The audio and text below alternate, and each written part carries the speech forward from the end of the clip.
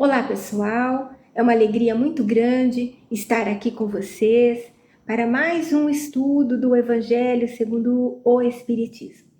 Hoje nós vamos refletir um pouquinho sobre o capítulo 18, cujo título é Muitos os chamados, poucos os escolhidos. Mas antes eu gostaria de pedir para vocês me acompanharem numa prece, para que a gente crie aqui a sintonia com os amigos espirituais que cuidam, dirigem, esse trabalho.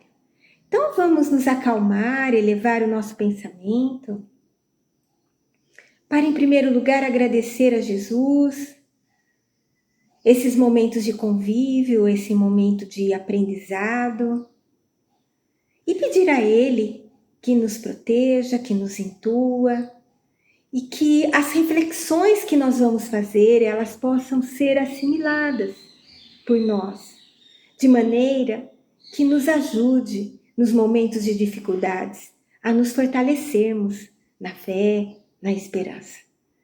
Jesus fique conosco e nos proteja hoje e sempre.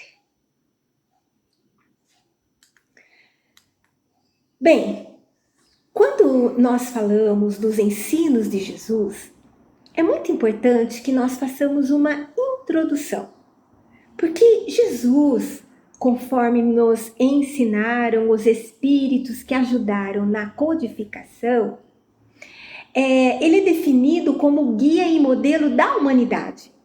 Não é só dos espíritas. Jesus é guia porque mostra o melhor caminho para a gente chegar a essa evolução moral, intelectual que nós, como espíritos imortais, buscamos. E ele é modelo, É modelo porque ele é um exemplo que a gente tem para seguir. E Jesus, quando ele estava aqui, vivendo entre nós, ele se utilizava de muitos métodos para nos ensinar. Jesus, muitas vezes, ele falava para pessoas simples. Então, para ele poder se fazer compreendido, ele se utilizava das coisas do dia a dia daquelas pessoas. Mas os ensinos que Jesus falava, que Jesus trazia, eles eram transcendentais. Jesus, ele falava ao espírito imortal, embora ele utilizasse ali das coisas materiais. Mas ele não estava ensinando coisas materiais. Jesus, ele estava falando, mostrando como nós devemos fazer para vivermos melhor dentro das leis divinas, dentro das leis de Deus. Por quê? Porque viver dentro dessas leis garante para nós uma vida feliz, tanto aqui no plano material como no plano espiritual. Então, Allan Kardec, para nos estimular a agirmos dentro dessas leis, ele vai trazer esse ensinamento, com esse título, Muitos os chamados e poucos os escolhidos. E para isso, ele vai escolher uma história que consta no Evangelho de Mateus, lá no capítulo 22, dos versículos 1 a 14. Essa história, ela fala de uma festa de casamento, uma festa que um rei preparou para comemorar o casamento do seu filho. Essa história, ela é chamada de parábola do festim de bodas. Então, é uma parábola, uma história que se encerra por um preceito moral, por uma forma de conduta, que fala de uma festa de casamento e foi contada por Jesus. Nessa parábola, Jesus começa dizendo que o reino dos céus, ele se assemelha a um rei que, querendo festejar o casamento de seu filho, ele enviou os seus servos para chamar os convidados. E esses convidados, eles se recusaram a ir para essa festa. Então, o que o rei fez? Ele chamou outros servos e deu ordem a esses servos para dizer aos convidados o seguinte: olha, eu preparei um jantar Eu mandei matar os meus bois e todos os meus cevados. Tudo está pronto. Então, venham para a festa. Só que esses convidados, eles não se incomodaram com isso. Eles nem fizeram conta. Eles se foram, uns para trabalhar no campo, outros para tratar dos seus negócios, e outros tiveram uma postura bastante cruel, porque eles maltrataram, eles agrediram aqueles servos. E outros desses convidados mataram aqueles servos. E esse procedimento chegou até o rei. E o rei se tomou de cólera, de ira, enviou os seus exércitos onde estavam esses convidados e os exterminou. Então, esse rei chamou outros servos e disse para eles assim: olha, a festa está preparada. Mas os que foram ali chamados não eram dignos dessa festa. Então, vocês vão em todas as partes, chamem para a festa todos os que vocês encontrarem. E os servos então saíram pelas ruas e trouxeram todos os que eles iam encontrando, tanto bons como maus. E aí, aquela sala das bodas, ela se encheu de pessoas que se colocaram ali à mesa, né, para fazer aquela refeição. E num determinado momento, o rei, ele entrou ali na sala para ver os que estavam à mesa e começou a olhar ali todos os convidados que estavam todos prontos para participar da festa. Mas entre aqueles convidados havia um homem que não vestia a túnica nupcial. E esse rei disse para ele: meu amigo, como entrastes aqui sem a túnica nupcial? E o homem guardou silêncio, não respondeu nada. Então o rei, ele chamou os seus servos novamente e pediu para que aquele homem fossem atados as suas mãos, os seus pés, e ele fosse colocado, né, para fora daquele lugar.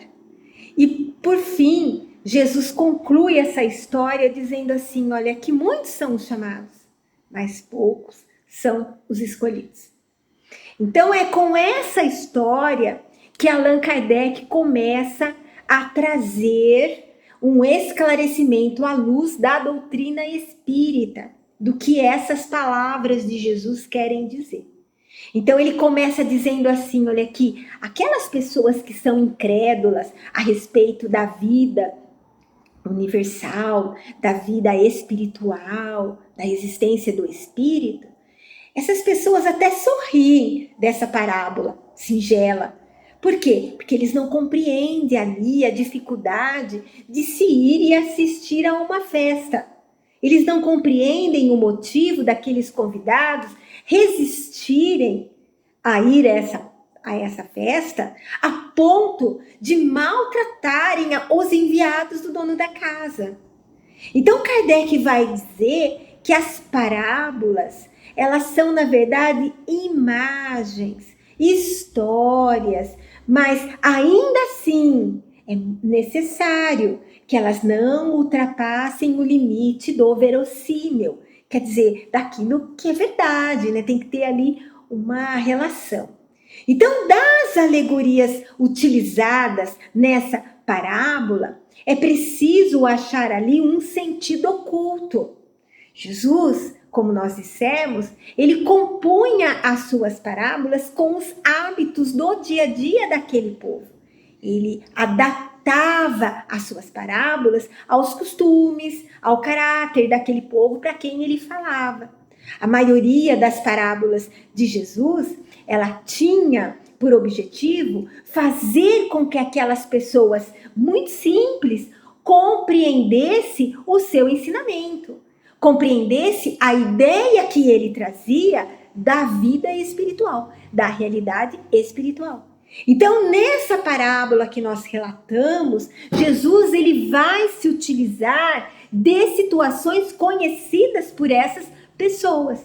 Ele fala de um festim, ele fala de uma festa, ele fala de convidados, ele fala de um rei. Olha, um rei, uma autoridade, né? Uma pessoa importante que estava proporcionando uma festa. E então, esse rei não convidou qualquer pessoa no primeiro momento. Aquelas pessoas, elas tinham que se sentir honradas desse convite, né? Mas eles se recusaram a ir. O convite foi feito em outros momentos, ele foi reforçado, né? E ele fala também de uma túnica, de uma veste apropriada para se ir a uma festa. Olha que interessante, igual nos dias atuais, né? Quando a gente é convidado para uma festa, nós não vamos com a nossa roupa do dia a dia. A gente se cuida, a gente se prepara, né? Para que a pessoa que vai nos receber fique contente de ver o cuidado que nós tivemos, né? Então, Jesus fala isso aqui também. Então, quando Jesus usa essa simbologia, eles entenderam, né, do que Jesus estava falando. Mas o mais importante é a gente entender o que está por trás de toda essa alegoria, né? Então, veja, Jesus ele está comparando o reino dos céus, que é a vida espiritual, onde tudo é alegria. O que Jesus está comparando com o quê? Com um festim, com uma festa, né? Onde as pessoas estão ali comemorando, estão alegres. Ele também fala dos primeiros convidados. Quando ele usa esses primeiros convidados, Jesus ele está fazendo uma alusão ao povo israelita, que foram os primeiros chamados por Deus para ter esse conhecimento das suas leis, das leis divinas, das leis de Deus. Ele fala também dos enviados do rei, aqueles servos que vão a vários momentos reforçar esse convite para que aqueles convidados viessem à festa. Quem são esses servos, esses enviados? Esses servos, eles são, na verdade, os profetas, os missionários, que em vários momentos da história exortaram as pessoas a seguirem o caminho do bem, o caminho da felicidade.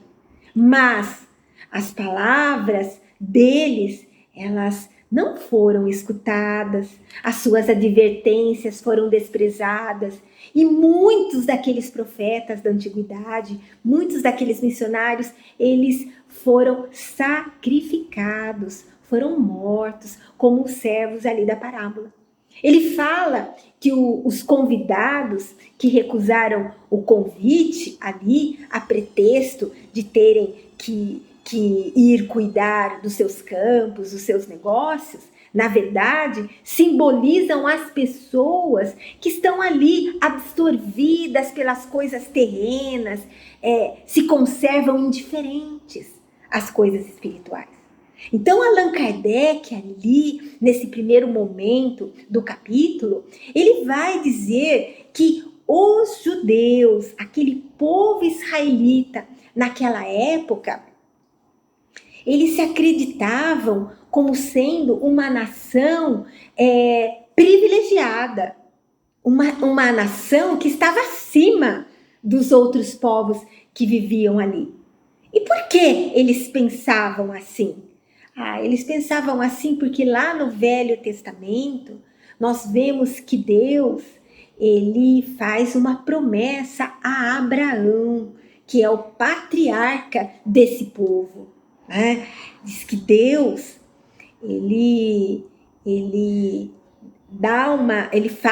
Deus faz uma revelação a Abraão. Abraão viveu há cerca de 2000 anos antes de Cristo vir aqui na Terra. Diz que Deus, nessa revelação, diz para Abraão que ele e a família dele seriam o povo eleito. E para isso, eles deveriam adorar a Deus, seguir os mandamentos. E em troca, Deus daria para eles uma terra fértil, né? A terra prometida, porque eles eram um povo nômade, eles teriam ali uma terra, um local para se estabelecer, e eles se tornariam um povo numeroso, importante. né? Então veja, então antes de Jesus ele vir aqui à Terra, esse povo, e a gente vê isso nos relatos, esse povo, eles, ao contrário de outros povos idólatras, politeístas, né, que viviam ali adorando vários deuses, eles foram os primeiros a praticar publicamente o monoteísmo. É a eles que Deus transmite a sua lei, primeiro por via de Moisés, que viveu há cerca de 1.200 anos antes de Cristo. Depois, aqueles ensinos, né, da parte moral que Moisés colocou ali naquelas leis, ela foi reforçada por Jesus quando ele esteve aqui conosco. Mas os judeus, eles desprezaram essa lei moral. Eles se apegaram mais à prática de cultos exteriores, eles foram infiltrando ali, né, naquela religião dele algumas práticas. E foi então que apareceu Jesus.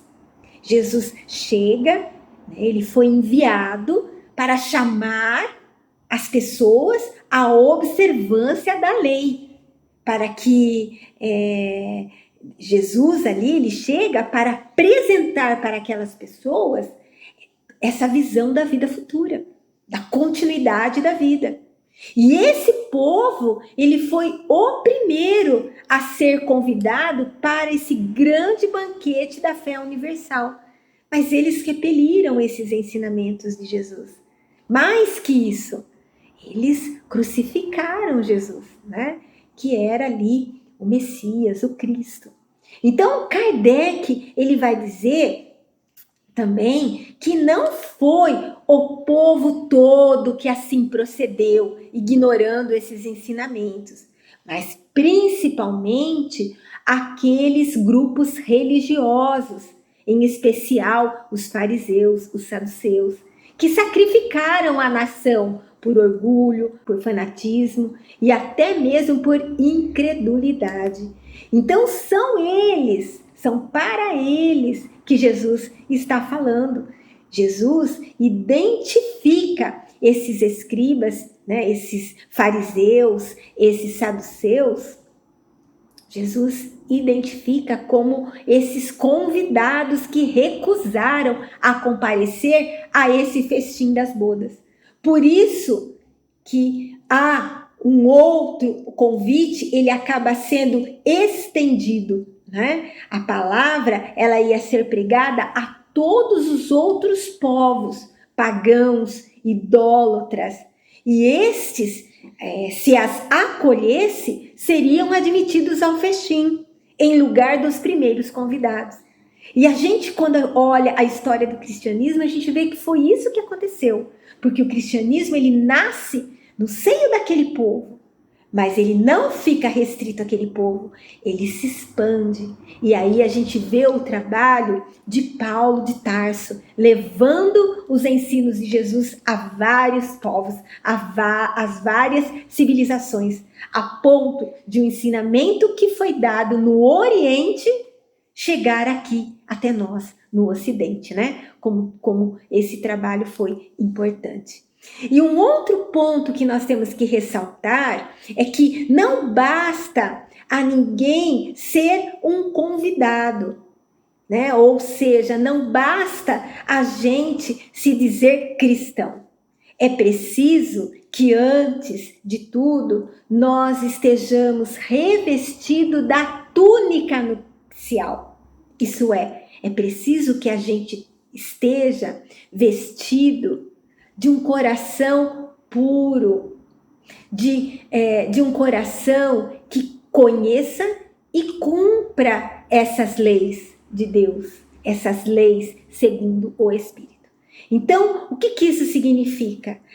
Que é importante que, conhecendo essas leis de amor trazidas por Jesus aí, a gente utilize isso para já fazer todo o bem que nós podemos, né? Que nós já conseguimos fazer, né? Em benefício nosso, mas principalmente em benefício do próximo, né? Não fiquemos agindo apenas de forma egoísta. Mas, infelizmente, né, entre todos aqueles que ouvem a palavra divina, poucos são os que guardam, poucos são os que aplicam proveitosamente.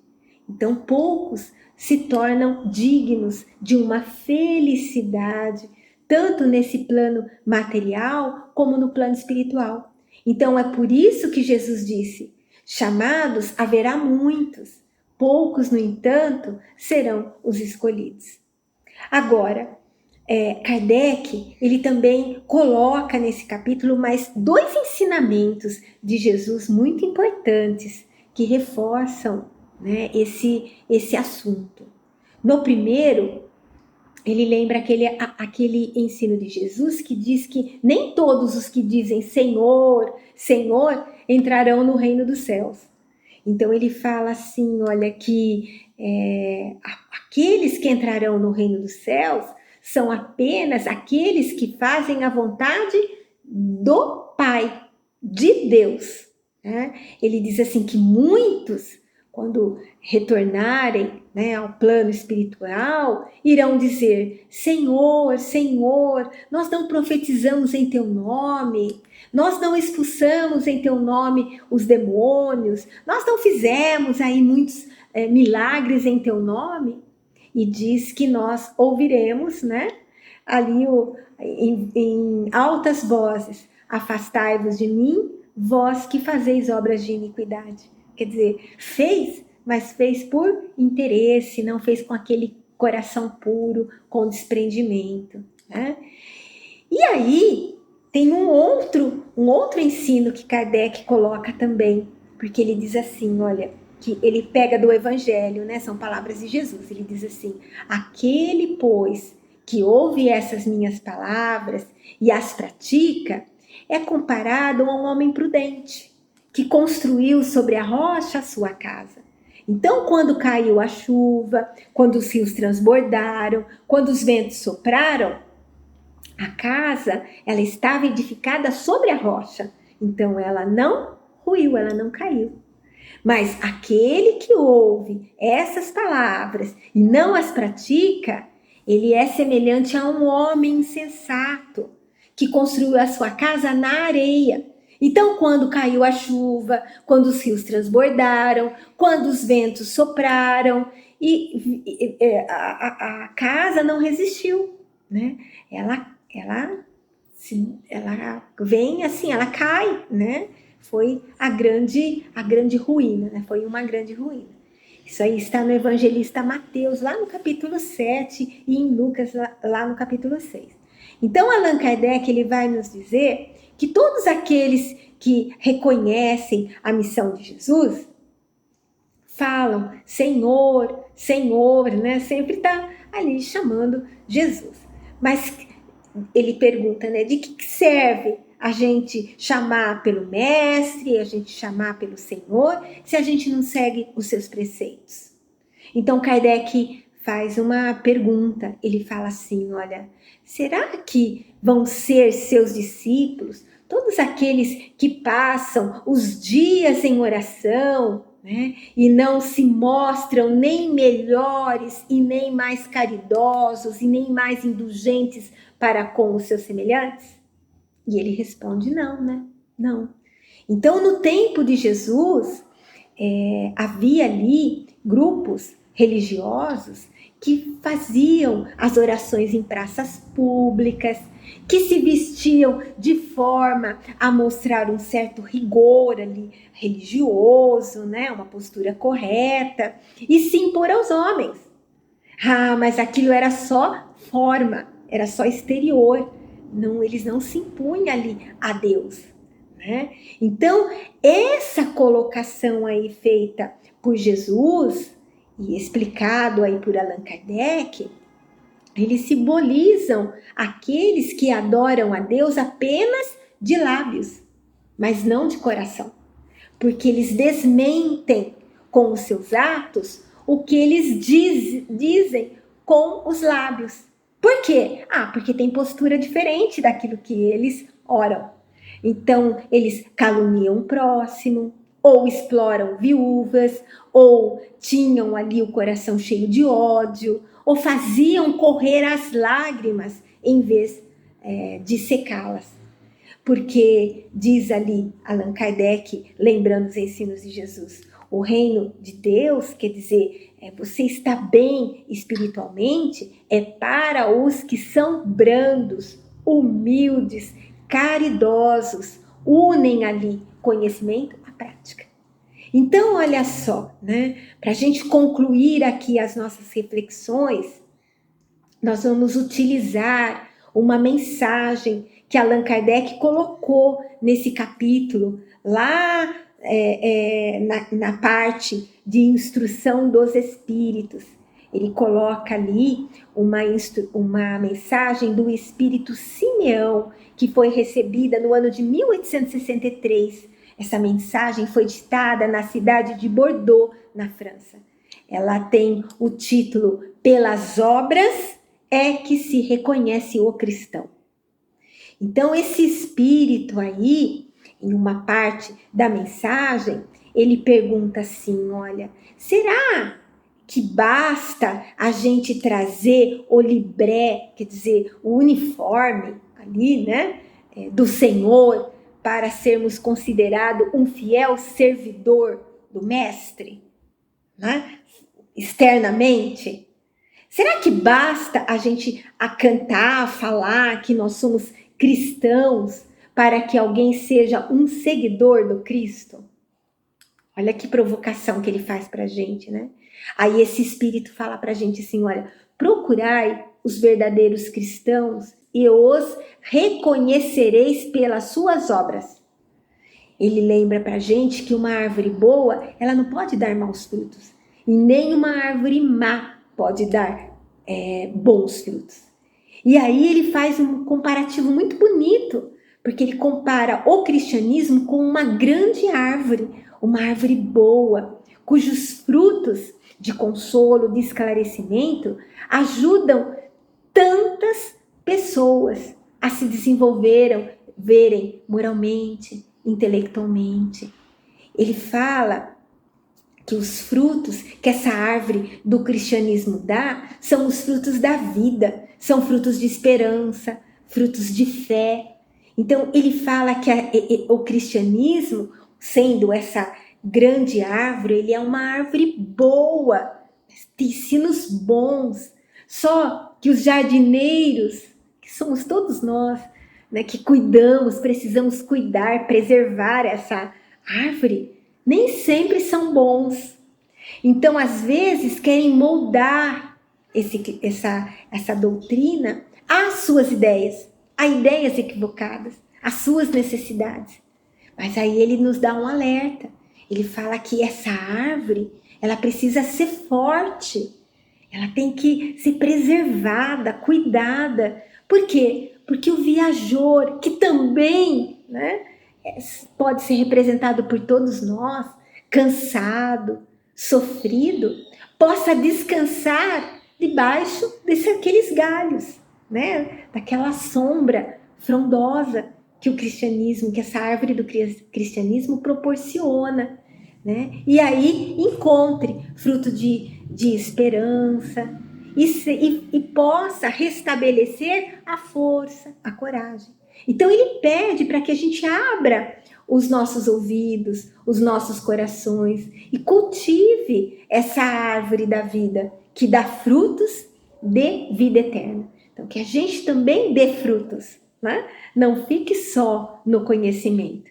E aí nós podemos lembrar que todos nós somos chamados todos os dias para seguir pelo bom caminho, para fazer o bem. E isso acontece de muitas formas, por intuição, por inspirações, né, que os amigos espirituais nos dão. Então, é importante. Às vezes, a gente recebe essas orientações de amigos, de pessoas que cruzam o nosso caminho e nos aconselham, nos estimulam as boas obras. Então, ou às vezes, vem pelos livros, né, pelas mensagens, por filmes edificantes, com conteúdos edificantes. Aí a gente pergunta, mas quantos ouvem? Quantos atendem? Quantos agem de acordo com esses ensinamentos?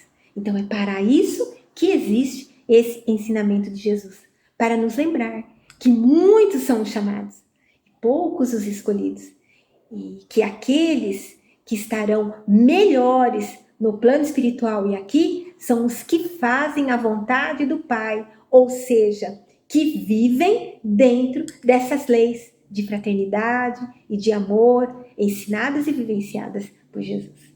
Então que o Mestre Jesus nos abençoe e que Deus, né, de luz, nos ilumine e que a árvore da vida nos ofereça muitos frutos de fé e de esperança. Né? Essas são as reflexões que nós trazemos, né, para o nosso encontro de hoje. E agora, antes de encerrar, eu queria convidá-los para a nossa vibração, um momento onde nós possamos novamente nos ligar à espiritualidade maior e através, né, de bons pensamentos, de bons sentimentos, ajudarmos aqueles que também precisam. Então nós vamos nos preparar para a vibração dizendo assim: Senhor, ampara o nosso propósito de servir, que em teu nome e com o auxílio dos bons espíritos nós possamos ajudar aqueles que estão mais necessitados do que nós. Então, Pai, há quem esteja muito infeliz, mas dentro de tua misericórdia há muitos meios de socorro, muitos recursos para animar as criaturas. Então, de toda a alma nós te rogamos, abençoa os que sofrem, dá a cada sofredor a suavização de suas dores, um bálsamo para as suas tristezas. Vibremos.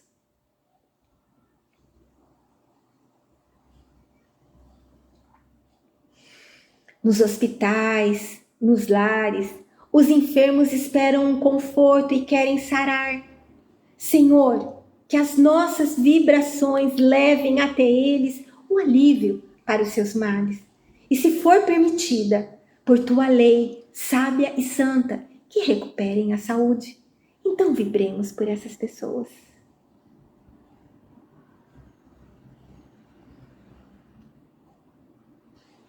E quanto a nós, Senhor, te pedimos perdão pelas nossas faltas.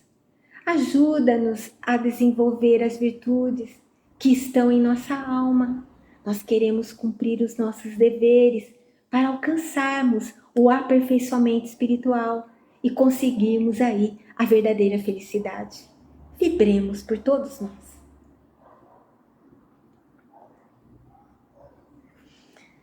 Graças, Senhor, por todas as suas bênçãos, pelas bênçãos que nos dá. E nós, nesse momento, nos despedimos, pedindo que fique conosco, agora e sempre. Obrigada, Senhor.